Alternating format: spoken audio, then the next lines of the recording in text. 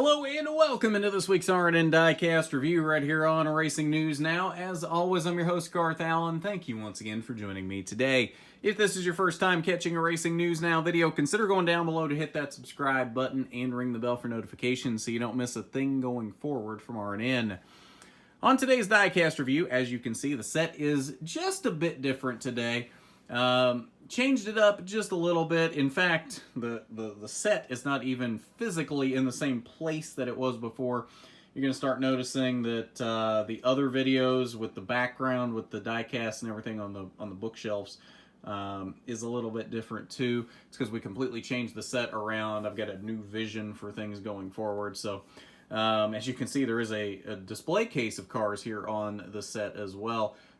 So I feel like that's a neat addition here because essentially this set is only going to be used for diecast review now. Everything else is going to be from the same PC that we're doing the NASCAR Heat and NASCAR Thunder streams from. But anyway, on to today's diecast review. We talked about it last week. You know what this week's diecast review is. It is Kyle Busch's Xfinity Indianapolis win from 2019. So let's go ahead and take a look at the box here. Standard 2019 Xfinity race win box, nothing out of the ordinary here. Render of the car there, 2019 Indianapolis winner. Outside of that, though, your standard 2019 Xfinity winner box, 2019 Xfinity schedule on the back, and then a look at the production sticker. They made exactly 600 of these Kyle Busch Indy winners.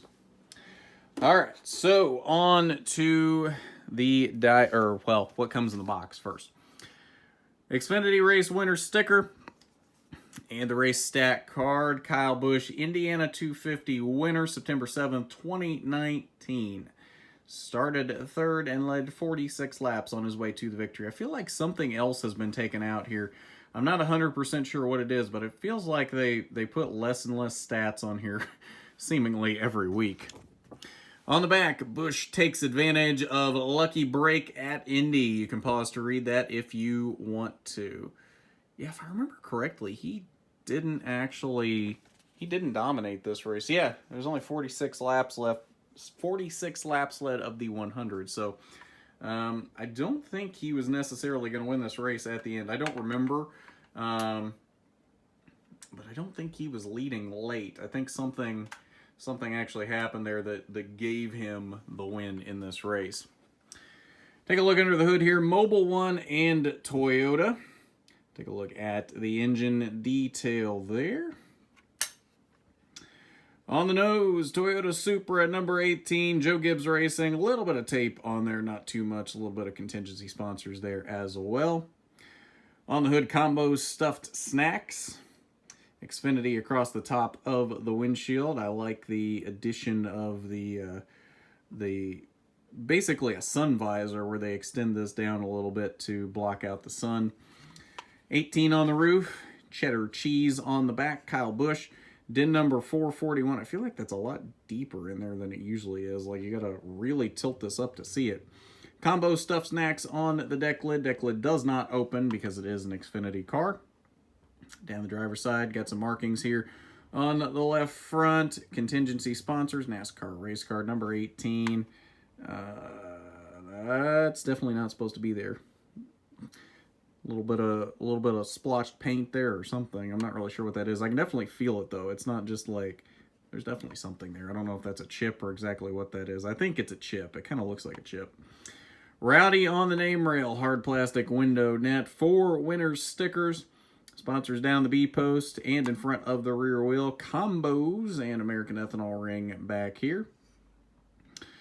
Operation Gratitude, Toyota Supra, number 18 on the back bumper. And then down the passenger side, a little bit of rubber buildup here around the rear tire, but otherwise pretty clean here down the passenger side. Overall, pretty clean die cast here. Nothing too much out of the ordinary. I think more or less the clean version, and I think there's a reason for that. They waited until after this race to see if he was going to win before offering the combo scheme. I think because they knew because it's an Indy win, there wasn't going to be there wasn't going to be a lot of raced up version on it. They've done that for a few different ones in the past. This one doesn't surprise me. They didn't make the clean version because they made the raced version. So if I'm not mistaken, I believe this is the only way to get this Combos car from 2019. It's a good looking paint scheme. I do like the design. Not necessarily my favorite paint scheme, even of 2019, but it's up there. I think it's a good looking car. So I think this would look good in a lot of collections. So if you haven't gotten this yet, they did just start shipping within the last couple of weeks. So I believe there's still some floating around out there somewhere. I know Plan B was sold out. Lionel may have even been sold out. I think I did see that they had sold out of those a couple days ago. So I'm not really sure where you could get them, but I'm sure they're out there somewhere. I'm sure you can find them somewhere out there if it's still something you would like to see in your collection.